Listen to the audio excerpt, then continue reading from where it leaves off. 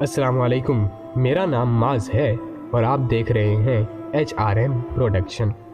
آپ کی کوئی بھی حاجت ہو، چاہے گھر کی پریشانی ہو، رزق میں برکت ہو،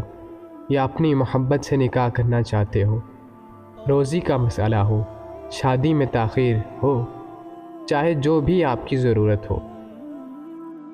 صحت کی دعا ہو،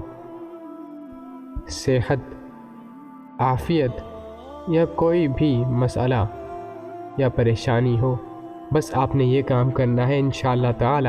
اللہ تعالی آپ کی ہر پریشانی دور فرمائے گا اور ہر دعا قبول فرمائے گا۔ حضرت عبداللہ بن عوف سے روایت ہے کہ نبی کریم صلی اللہ علیہ وسلم نے فرمایا، جس سے اللہ سے کوئی حاجت ہو یا بندے سے کوئی حاجت ہو تو وہ اچھی طرح وضو کرے، پھر 2 رکعت نماز پڑھے، پھر اللہ تعالیٰ کی تعریف کرے، پھر درود بھیجے، پھر صلاۃ الحاجت کی دعا پڑھیں۔ اس نماز کا طریقہ باقی نماز کی طرح ہی ہے، اس کو 2 رکعت کر کے پڑھتے ہیں،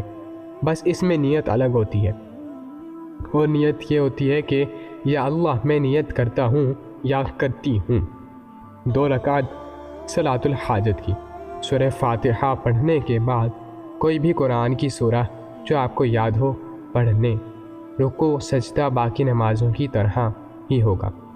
اور پھر یہ دعا پڑھیں۔ یہ دعائے حاجات ہے: لا الہ الا اللہ الحلیم الکریم، سبحان اللہ رب العرش العظیم، الحمد للہ رب العالمین، اسألک موجبات رحمتک وعزائم مغفرتک والعصمۃ من کل ذنب والغنیمۃ من کل بر والسلامۃ من کل اسم،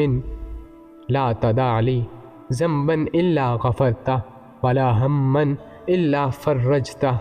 ولا حاجۃ ہی لک رضا الا قضیتہا یا ارحم الراحمین۔ پھر آپ کی جو کوئی بھی حاجت ہو، کوئی بھی پریشانی ہو، چاہے گھر کی پریشانی ہو، رزق میں برکت ہو، یا اپنی محبت سے نکاح کرنا چاہتے ہو، کوئی بھی دعا قبول کروانی ہو، شادی میں تاخیر ہو، چاہے جو بھی آپ کی ضرورت ہو، اللہ تعالیٰ سے رو کر مانگیں، پھر درود شریف پڑھیں، پھر آخر میں آمین کہیں۔ انشاءاللہ تعالی اللہ تعالیٰ آپ کی تمام پریشانیوں کو دور فرمائے گا اور تمام دعائیں قبول فرمائے۔ آمین۔